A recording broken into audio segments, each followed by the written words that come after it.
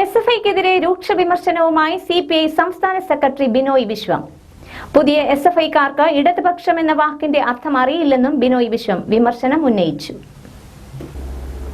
SFI എന്ന വിദ്യാർത്ഥി സംഘടന ശൈലി തിരുത്തിയേ തീരുവെന്നും ബിനോയ് വിശ്വം ആലപ്പുഴയിൽ മാധ്യമങ്ങളോടായി പറഞ്ഞു. എസ്എഫ്ഐ ആ ശൈലി തിരുത്തിയേ തിരുത്തണം. ഇടതുപക്ഷ വിദ്യാർത്ഥി പ്രസ്ഥാനത്തിൻ്റെ ശൈലിയല്ല അതൊരു വളരെ പ്രാകൃതമായിട്ടുള്ള സംസ്കാരത്തിൻ്റെ ഭാഗമാണ്. അത് എസ്എഫ്ഐക്ക് നിരക്കില്ല. എസ്എഫ്ഐയിലെ സുഹൃത്തുക്കൾ, സഹാക്കൾ വിദ്യാർത്ഥി പ്രസ്ഥാനത്തിൻ്റെ ചരിത്രം വായിക്കണം. ഇതിൻ്റെ ആരംഭം 1936 AISFൻ്റെ പിറവിയാണ് ഇതിൻ്റെ ആരംഭം. അവിടെ മുതൽ ഇങ്ങോട്ട് വിദ്യാർത്ഥി പ്രസ്ഥാനം ഉയർത്തിപ്പിടിച്ചൊരു സത്പാരമ്പര്യത്തിൻ്റെയും മൂല്യങ്ങളുടെയും പാഠങ്ങൾ ഇവർക്കറിയില്ല. പുതിയ എസ്എഫ്ഐക്കാർക്ക് ഇടതുപക്ഷം എന്ന വാക്കിൻ്റെ അർത്ഥം അറിയില്ല. പുതിയ എസ്എഫ്ഐക്കാർക്ക് അവരുടെ രാഷ്ട്രീയത്തിൻ്റെ ആശയത്തിൻ്റെ ആഴം അറിയില്ല. പുതിയ എസ്എഫ്ഐക്കാർക്ക് ഈ പുതിയ ലോകത്തിന് മുമ്പിലുള്ള ഇടതുപക്ഷത്തിൻ്റെ കടമയെപ്പറ്റി അറിയില്ല. അവരെ പഠിപ്പിക്കണം. പഠിപ്പിച്ചില്ലെങ്കിൽ, ആ ശരിയായ പാഠം പഠിച്ച് അവർ തിരുത്തിയില്ലെങ്കിൽ എസ്എഫ്ഐ ഇടതുപക്ഷത്തിന് ഒരു ബാധ്യതയായിട്ട് മാറും. കോഴിക്കോട് കൊയിലാണ്ടി ഗുരുദേവ കോളേജിൽ പ്രിൻസിപ്പലിനെ ആക്രമിച്ച് ഭീഷണിപ്പെടുത്തുകയും തിരുവനന്തപുരം കാര്യവട്ടം ക്യാമ്പസിലെ ഇടിമുറി ആക്രമണത്തിന്റെയും പശ്ചാത്തലത്തിലായിരുന്നു ബിനോയ് വിശ്വത്തിന്റെ വിമർശനം. ഇടതുപക്ഷ വിദ്യാർത്ഥി പ്രസ്ഥാനത്തിന്റെ ശൈലിയല്ല എസ്എഫ്ഐയുടേത്. പ്രാകൃതമായ സംസ്കാരം എസ്എഫ്ഐക്ക് നിരക്കുന്നതല്ലെന്നും അദ്ദേഹം കൂട്ടിച്ചേർത്തു. അന്താരാഷ്ട്ര സഹകരണ ദിനാചരണത്തിന്റെ സംസ്ഥാനതല ഉദ്ഘാടനം ശനിയാഴ്ച കോട്ടയത്ത് നടത്തും. മന്ത്രി VN വാസവൻ പരിപാടി ഉദ്ഘാടനം ചെയ്യുമെന്ന് സംഘാടകർ വാർത്താസമ്മേളനത്തിൽ അറിയിച്ചു. സഹകരണത്തിലൂടെ നല്ല നാളെയെ സൃഷ്ടിക്കുക എന്നതാണ് ഈ വർഷത്തെ സഹകരണ ദിനാചരണത്തിന്റെ ഭാഗമായി ഇന്റർനാഷണൽ കോഓപ്പറേറ്റീവ് അലയൻസ് മുന്നോട്ട് വച്ചിരിക്കുന്ന മുദ്രാവാക്യം. ഈ മുദ്രാവാക്യം യാഥാർത്ഥ്യമാക്കുന്ന വിവിധങ്ങളായ പദ്ധതികൾ വിഭാവനം ചെയ്തുകൊണ്ടാണ് സഹകരണ വകുപ്പ് ദിനാചരണം നടത്തുന്നതെന്ന് സംസ്ഥാന സഹകരണ യൂണിയൻ മാനേജിംഗ് കമ്മിറ്റി അംഗം KM രാധാകൃഷ്ണൻ വാർത്താ സമ്മേളനത്തിൽ അറിയിച്ചു.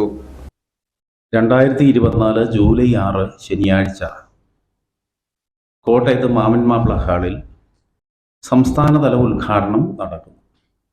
യഥാർത്ഥത്തിൽ 1923 ഇന്റർനാഷണൽ കോഓപ്പറേറ്റീവ് അലയൻസ് എല്ലാ ജൂലൈ മാസത്തെ ആദ്യ ശനിയാഴ്ച ലോകമെമ്പാടും അന്താരാഷ്ട്ര സഹകരണ ദിനമായി ആചരിക്കണം എന്ന് തീരുമാനിച്ചു. വ്യത്യസ്ത മേഖലയിലെ സഹകരണ സ്ഥാപനങ്ങളെക്കുറിച്ച് അവബോധം ഉണ്ടാവാൻ, അതേപോലെ തന്നെ ഭാവി പ്രവർത്തനങ്ങൾ സഹകരണ മേഖലയിൽ എങ്ങനെയാവണം തുടങ്ങിയ ചർച്ചകളാണ് ഈ സഹകരണ ദിനാചരണത്തിൻ്റെ ഭാഗമായി എല്ലാ മേഖലകളിലും നടക്കുന്നത്.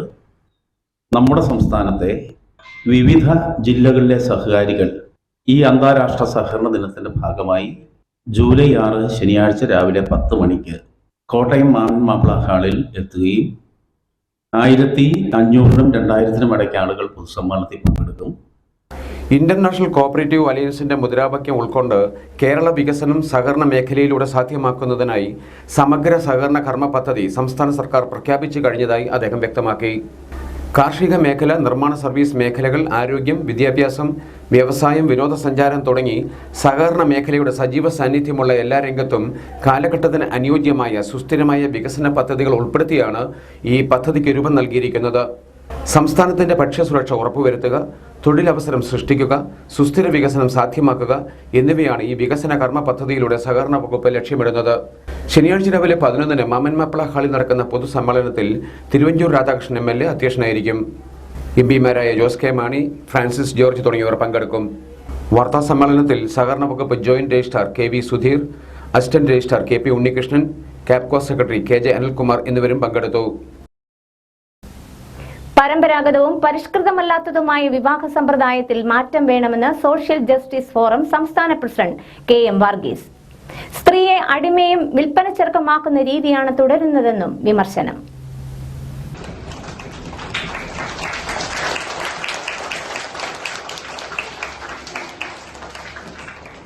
ചങ്ങനാശ്ശേരി ഗവൺമെന്റ് LP സ്കൂളിൽ സോഷ്യൽ ജസ്റ്റിസ് ഫോറം സംഘടിപ്പിച്ച അതുല്യ വനിതാ സംഗമം ഉദ്ഘാടനം ചെയ്ത് സംസാരിക്കുകയായിരുന്നു KM വർഗീസ്.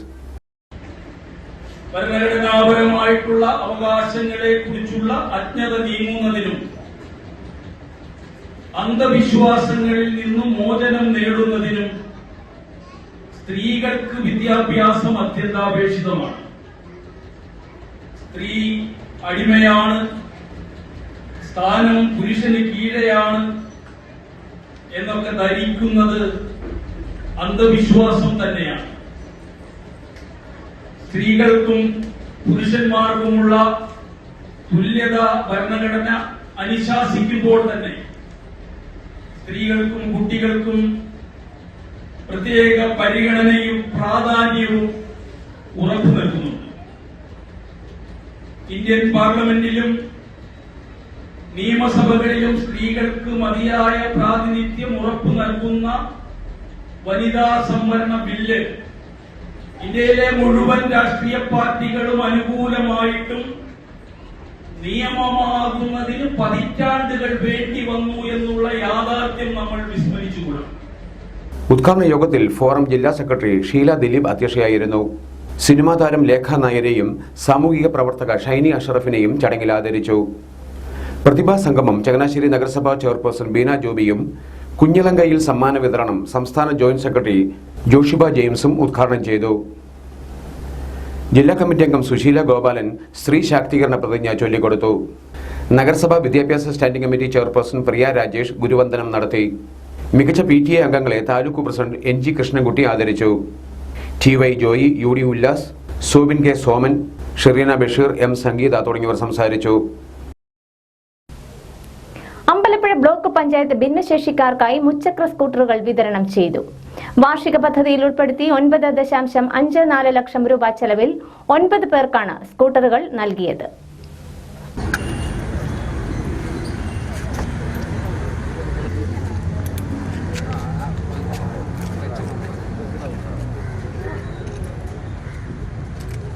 ബ്ലോക്ക് പഞ്ചായത്ത് അങ്കണത്തിൽ ചേർന്ന സമ്മേളനത്തിൽ H സലാം MLA മുച്ചക്ര സ്കൂട്ടറുകളുടെ വിതരണ ഉദ്ഘാടനം നിർവഹിച്ചു. ഗവൺമെന്റ് നിഷ്കർഷയിൽ പറയപ്പെടുന്ന ഇത്ര ശതമാനം ഈ ജനവിഭാഗത്തിന് വേണ്ടി മാറ്റിവെക്കണം എന്ന് പറയുന്ന പണത്തെക്കാൾ കൂടുതൽ പണം മാറ്റിവെച്ചുകൊണ്ടാണ് ഈ പദ്ധതി ആസൂത്രണം ചെയ്തതും നടപ്പാക്കപ്പെടുന്നത്. ആ നിഷ്കർഷകർക്ക് കൂടുതൽ പരിഗണന കൊടുക്കാൻ പ്രത്യേകമായൊരു താല്പര്യം ബ്ലോക്ക് പഞ്ചായത്തിന്റെ ഭരണാധികാരികൾക്ക് കൈവരുന്നതിന്റെ ഭാഗമായിട്ടാണ് അങ്ങനെ അഡീഷണലായി കൂടുതൽ പണത്തിന്റെ ഭാഗമായി മാറ്റിവെക്കാൻ പറ്റുന്നത്. ഇന്ന് നമ്മുടെ കേരളത്തിലെ ഗവൺമെന്റ് തന്നെ കൃത്യമായ നയം പ്രഖ്യാപിച്ചിട്ടുണ്ട്. ഭിന്നശേഷി സൗഹൃദ കേരളം എന്ന നയം പ്രഖ്യാപിച്ചാണ് സംസ്ഥാന ഗവൺമെന്റ് മുന്നോട്ട് പോകുന്നത്. അതൊരു കേവലമായൊരു കടലാസ പ്രഖ്യാപനം മാത്രമല്ല. പൊതു ഇടങ്ങളിലേക്ക് എത്തുമ്പോൾ അല്ലെങ്കിൽ പൊതുവായ സാഹചര്യങ്ങൾ എങ്ങനെയെല്ലാം പരിഗണിക്കണം, ആ പരിഗണനയ്ക്ക് പ്രാപ്തമായ തീരുമാനങ്ങൾ ഭരണപരമായി കൈക്കൊണ്ടുകൊണ്ടാണ് ഈ നയം നമ്മുടെ കേരളത്തിൽ ഇപ്പോൾ നടപ്പാക്കപ്പെടുന്നത്. സമ്മേളനത്തിൽ block panchayat president advocate Sheeba Ragesh അധ്യക്ഷയായിരുന്നു. പഞ്ചായത്ത് പ്രസിഡന്റുമാരായ സജിത സതീശൻ, PG സൈറസ്, ബ്ലോക്ക് പഞ്ചായത്ത് സ്ഥിരം സമിതി അധ്യക്ഷരായ R ജയരാജ്, ശ്രീജ രതീഷ്, അംഗങ്ങളായ VR Ashokan, G Venulal, V Anitha, R ഉണ്ണി തുടങ്ങിയവർ പങ്കെടുത്തു. വിവിധ ആവശ്യങ്ങൾ ഉന്നയിച്ച് റേഷൻ വ്യാപാരി സംയുക്ത കോർഡിനേഷൻ സമിതിയുടെ ആഭിമുഖ്യത്തിൽ ജൂലൈ 8, 9 തീയതികളിൽ തിരുവനന്തപുരത്ത് രാപ്പകൽ സമരം നടത്തും. സമരത്തിന് മുന്നോടിയായി സംഘടന കുട്ടനാട് താലൂക്ക് സമിതിയുടെ ആഭിമുഖ്യത്തിൽ വിളംബര ജാഥ നടത്തി. റേഷൻ മേഖലയുള്ള സർക്കാരിന്റെ അവഗണന അവസാനിപ്പിക്കുക. റേഷൻ മേഖലയുള്ള സർക്കാരിന്റെ അവഗണന അവസാനിപ്പിക്കുക. വേതന പാക്കേജ് പരിഷ്കരിക്കുക. രാപകൽ സമരം സിന്ദാബാദ്. വിളംബര ജാഥ സിന്ദാബാദ്.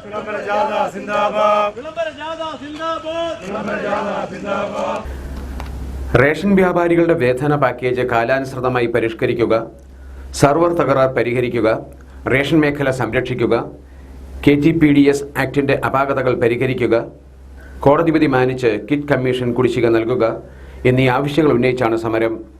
റേഷൻ വ്യാപാരികൾ കടകൾ അടച്ചുകൊണ്ടാണ് തിരുവനന്തപുരം രക്തസാക്ഷി മണ്ഡപത്തിന് സമീപം 8, 9 തീയതികളിലായി രാപ്പകൽ സമരം നടത്തുന്നത്. സമരത്തിന് മുന്നോടിയായി കുട്ടനാട്ടിൽ നടത്തിയ വിളംബര ജാഥ മങ്കമ്പ് ബ്ലോക്ക് ജംഗ്ഷനിൽ നിന്നും ആരംഭിച്ച് താലൂക്ക് ഓഫീസ് പടിക്കൽ സമാപിച്ചു. ഇതിന്റെ ഭാഗമായി ചേർന്ന യോഗം സംഘടനാ സംസ്ഥാന ഉപാധ്യക്ഷൻ ജോസ് കാവനാട് ഉദ്ഘാടനം ചെയ്തു. നമുക്കറിയാം 2013 നടക്കേണ്ട ഭക്ഷ്യസുരക്ഷാ പദ്ധതി ഗവൺമെന്റിന്റെ അനാസ്ഥ കൊണ്ട് 2016 ഇടതുപക്ഷ മുന്നണി വരുമ്പോഴാണ് ഇത് നടക്കുന്നത്. ഇന്നും ആ ഭക്ഷ്യസുരക്ഷാ പദ്ധതിയുടെ ബാലാരിഷ്ടകൾ മാറിയിട്ടില്ല. തങ്കലിപികളിൽ എഴുതി വെച്ചതുപോലാണ് നിവേദിത പി ഹരുണിന്റെ കമ്മീഷനകത്ത് വ്യക്തമായി പറഞ്ഞിട്ടുണ്ട്. ഡോർ ഡെലിവറിയും മിനിമം വേതനവും എഴുതി വെച്ചതല്ലാതെ കണ്ടത് പൂർത്തീകരിക്കാൻ ഈ ഗവൺമെന്റിനോ കേന്ദ്ര ഗവൺമെന്റിനോ സാധിച്ചിട്ടില്ല. ഭക്ഷ്യസുരക്ഷാ പദ്ധതി എന്ന് പറയുമ്പോൾ കേന്ദ്ര ഗവൺമെന്റിന്റെ പൂർണ്ണ ഉത്തരവാദിത്തത്തിൽ നടക്കുകയും കേരള ഗവൺമെന്റിന്റെ സഹായം ഉണ്ടാവുകയും ചെയ്യുന്ന ഒരു പദ്ധതിയാണ്. ഇന്നും റേഷൻ വ്യാപാരികൾ അനുഭവിക്കുന്ന ബുദ്ധിമുട്ടുകളും കഷ്ടപ്പാടുകളും ഈ 16 മുമ്പ് റേഷൻ വ്യാപാരികൾ ഇത്രയും ബുദ്ധിമുട്ട് റേഷൻ വിതരണത്തിന് അനുഭവിച്ചിട്ടില്ല. യോഗത്തിൽ സംയുക്ത സമരസമിതി താലൂക്ക് ചെയർമാൻ എം വിശ്വനാഥപിള്ള അധ്യക്ഷനായിരുന്നു. നേതാക്കളായ Thomas Mathew, George Thomas, NK Venugopal, Rajendrakumar, Shaji Joseph തുടങ്ങിയവർ സംസാരിച്ചു. KST വർക്കേഴ്സ് യൂണിയൻ സംസ്ഥാന സെക്രട്ടറി അഡ്വക്കേറ്റ് M വിൻസെന്റ് MLA-ക്കെതിരെ എടുത്തിരിക്കുന്നത് കള്ളക്കേസാണെന്നാരോപിച്ച് ചങ്ങനാശ്ശേരിയിൽ പ്രതിഷേധ സമരം നടത്തി. സംഘടനാ ജില്ലാ കമ്മിറ്റി അംഗം ജോബ് വിരുത്തിക്കരി സമരം ഉദ്ഘാടനം ചെയ്തു.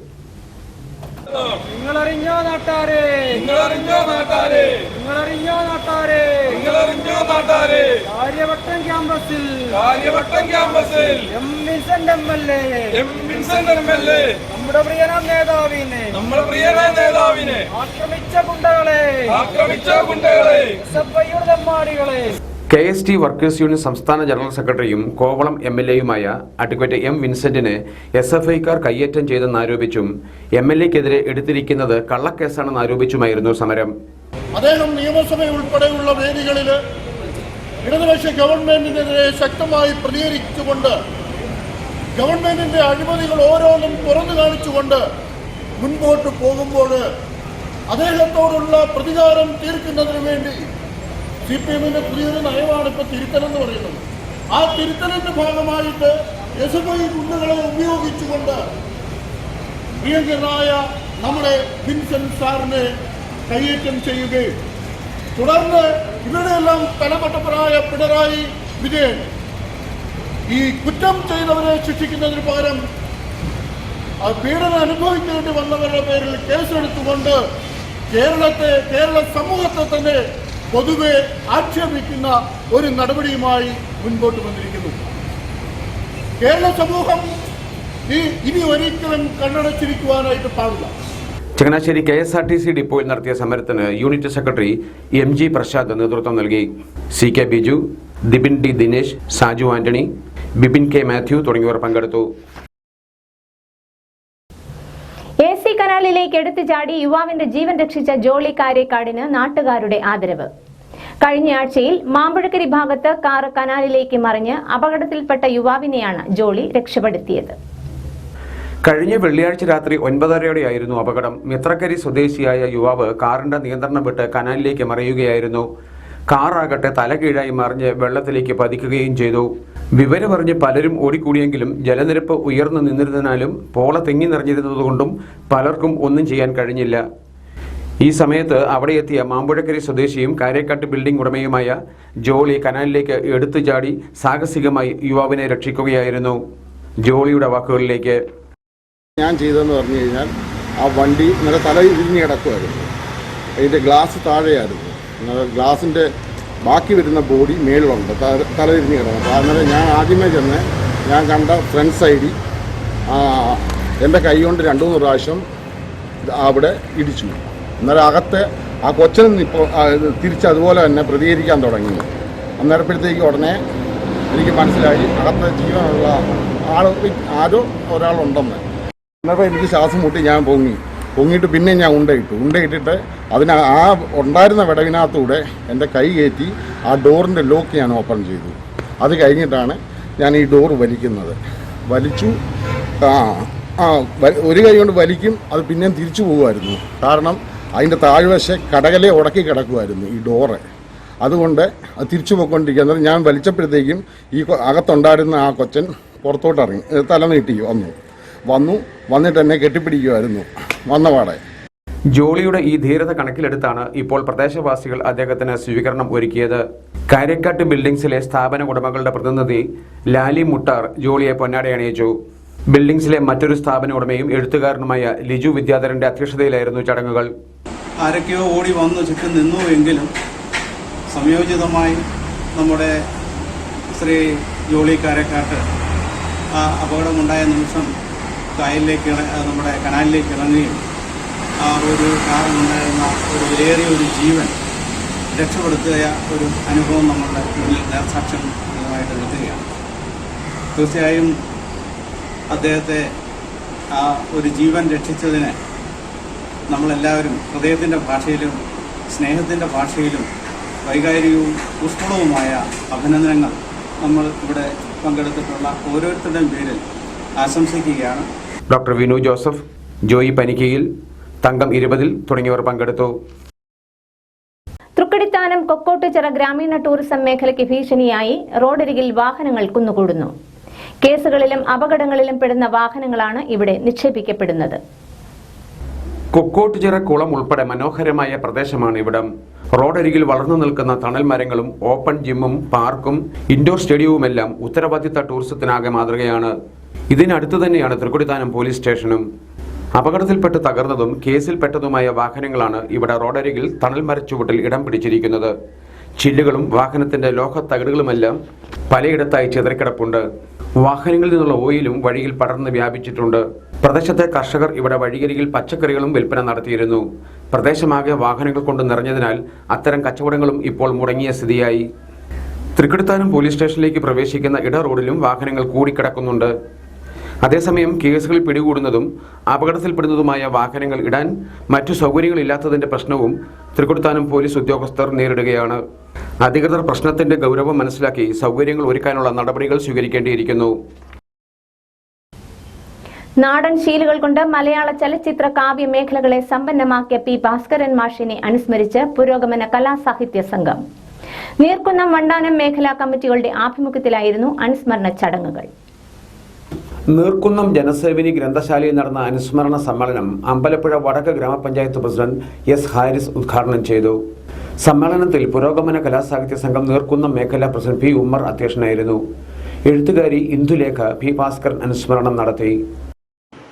ഉത്തരഭാഗത്ത് ഭാസ്കരൻ എന്ന പി ഭാസ്കരന്റെ പേരിലെ ആ പിയെ പോയറ്റ് എന്ന വാക്കിനോട് ചേർത്ത് വെക്കാനാണ് ഞാൻ ആഗ്രഹിക്കുന്നത്. കാരണം പി ഭാസ്കരൻ എന്ന മനുഷ്യൻ അടിമുടി കവിയായിരുന്നു. അദ്ദേഹം ഏർപ്പെട്ട മേഖലയിലെല്ലാം തന്റെ കവിതയും കൊണ്ടുപോയ മനുഷ്യനാണ്. പത്രപ്രവർത്തകനായിരുന്നു, കേരളത്തിന്റെ ഒക്കെ മുഖ്യ എഡിറ്ററായിരുന്നു, സംവിധായകനായിരുന്നു. ആ സംവിധാനത്തിന്റെ ദൃശ്യഭാഷയിൽ, പത്രപ്രവർത്തനത്തിൽ, കവിതയിൽ, പാട്ടിൽ, നാടകത്തിൽ ഒക്കെ അദ്ദേഹം സൗഹൃദത്തിൽ, സംസാരത്തിൽ ഒക്കെ തന്നെ കവിതയെ ഒപ്പം കൊണ്ടു നടന്ന ആളാണ് പി ഭാസ്കരൻ. എനിക്ക് തോന്നുന്നു ഒരു മൾട്ടി ടാലന്റഡായ മനുഷ്യനായിരുന്നു. ലെജൻഡ് എന്നൊക്കെ വേണമെന്ന് നമ്മൾ വിശേഷിപ്പിക്കാറുണ്ട്. അത്തരത്തിലുള്ള ഒരു മൾട്ടി ടാലന്റഡ് ലെജൻഡ് തന്നെയായിരുന്നു പി ഭാസ്കരൻ. അദ്ദേഹം ആകെ പരാജയപ്പെട്ടത് പക്ഷെ അഭിനയ രംഗത്ത് മാത്രമായിരിക്കും. 4 സിനിമകളിൽ അദ്ദേഹം അഭിനയിച്ചിട്ടുണ്ട്. പക്ഷെ അദ്ദേഹത്തിന്റെ അഭിനയം നമ്മളാരും അത്ര ഓർത്തിരിക്കത്തക്കതോ ഒരു അഭിനയ ശേഷി അദ്ദേഹത്തിനില്ലായിരുന്നു. Area president Raju Kanjippadam, area secretary B Sreekumar, Vandanam മേഖലാ സെക്രട്ടറി മുംതാസ് എന്നിവർ സംസാരിച്ചു. പാർലമെന്റ് തെരഞ്ഞെടുപ്പ് കഴിഞ്ഞു. പുതിയ മന്ത്രിസഭയും അധികാരത്തിലേറി. നീർക്കുന്നം SDB ഗവൺമെന്റ് UP സ്കൂളിൽ നടന്ന തെരഞ്ഞെടുപ്പിൽ പാർലമെന്റ് തെരഞ്ഞെടുപ്പിന്റെ മാതൃകയിൽ വിദ്യാർത്ഥികളും കൈവിരലിൽ മഷി പുരട്ടി വോട്ടർമാരായി.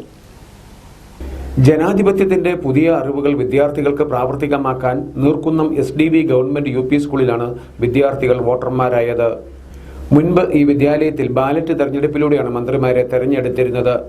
രാജ്യത്ത് ബാലറ്റ് സംവിധാനം ഒഴിവായി ഇലക്ട്രോണിക് വോട്ടിംഗ് യന്ത്രമായപ്പോൾ സ്കൂളിലും ഈ സംവിധാനം ഏർപ്പെടുത്തി. ഇലക്ട്രോണിക് വോട്ടിംഗ് യന്ത്രത്തിന് പകരം ലാപ്ടോപ്പിലാണ് സ്ഥാനാർത്ഥികളുടെ പേരുകൾ ഉൾപ്പെടുത്തിയിരുന്നത്. തെരഞ്ഞെടുപ്പ് വിജ്ഞാപനം മുതൽ നാമനിർദ്ദേശ പത്രിക സമർപ്പണം ഉൾപ്പെടെ എല്ലാ നടപടികളും പാർലമെന്റ് തെരഞ്ഞെടുപ്പ് മാതൃകയിലാണ് ഇവിടെ നടന്നത്. പ്രീ പ്രൈമറി മുതൽ 7ാം ക്ലാസ് വരെ 1300-ലധികം വിദ്യാർത്ഥികളാണ് ഇവിടെ പഠിക്കുന്നത്.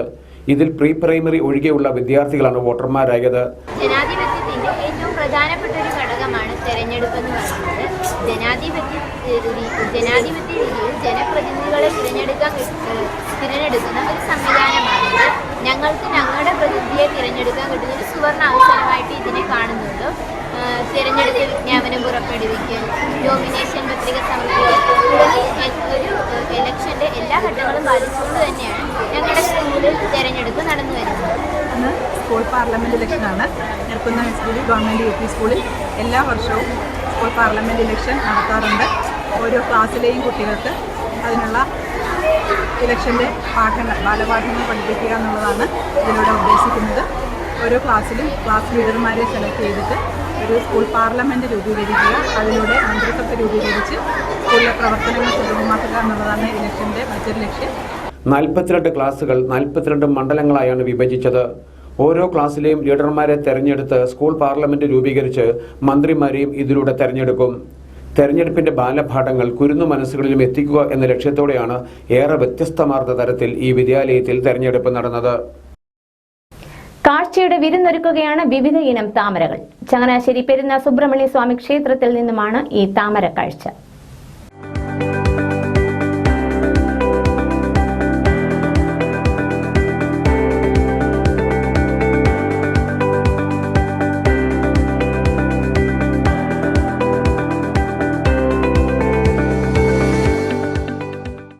മിറക്കിൾ, പിങ്ക് ക്ലൗഡ്, വാട്സാന തുടങ്ങി 10 ഇനങ്ങളോളം താമരകളാണ് ക്ഷേത്രാങ്കണത്തിൽ പൂവിട്ടു നിൽക്കുന്നത്.